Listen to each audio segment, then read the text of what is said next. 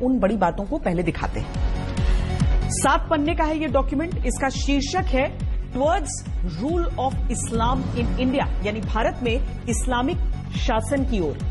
और इसके नीचे लिखा है internal document not for circulation, यानी यह अंदरूनी दस्तावेज है, इसे सार्वजनिक नहीं करना है। इस डॉक्यूमेंट में क्या क्या लिखा हुआ है वो समझिए। दूसरे पन्ने में लिखा है कि भारत में 9 जिलों में मुसलमानों की आबादी 75% से अधिक है। कभी भारत पर राज करने वाले मुसलमान दोयम दर्जे के नागरिक हैं। तीसरे पन्ने में लिखा है कि इनका ख्वाब है 2047 में मुस्लिम समुदाय के हाथ में भारत की सत्ता आएगी और इसके लिए इन्होंने खुद को 2047 का टारगेट दिया है।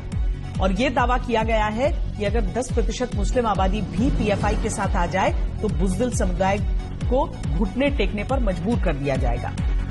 और भारत में इस्लामिक सत्ता स्थापित करने के लिए 4 चरण की प्लानिंग बताई गई। पहले चरण में मुसलमानों में एकजुटता बनाना, काडर का विस्तार करना, भारत के बजाय मुस्लिम पहचान स्थापित करना और तलवार या रॉड से हमले की ट्रेनिंग देनी होगी। इसे फिजिकल एजुकेशन यानी पीई कहा जाएगा। दूसरे चरण में पीएफआई के नेतृत्व में प्रदर्शन करना, दुश्मनों को ताकत दिखाना, दहशत से भर देना, पीई वाले चुनिंदा काडर को हथियार विस्फोटकों की ट्रेनिंग देना, उन्हें सुरक्षा बलों की नजरों से बचाए रखना। इसके साथ ही राष्ट्रीय झंडा, संविधान और अंबेडकर के नाम का इस्तेमाल करना और विदेशों से फंडिंग का इंतजाम करना होगा, ऐसा इस दस्तावेज में लिखा है। इसके बाद तीसरे चरण की बात लिखी है जिसमें दलितों के साथ मिलकर हर स्तर पर चुनाव लड़ना, आरएसएस और दलितों के बीच दूरी पैदा करना, हथियार और विस्फोटक इकट्ठा करने की बात इसमें लिखी गई है।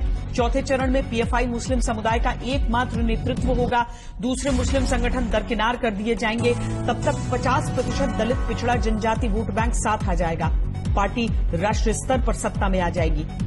इसी सीक्रेट दस्तावेज के 6ठे पन्ने पर यह बताया गया है कि पीएफआई के काडर को हथियारों और विस्फोटकों की ट्रेनिंग कैसे दी जाएगी, कहां से ट्रेनर आएंगे, कहां हथियारों का जखीरा जमा किया जाएगा। और 7वें पन्ने पर लिखा गया है कि संघ और हिंदूवादी नेताओं के निजी जानकारियों का डेटाबेस तैयार रखा जाएगा।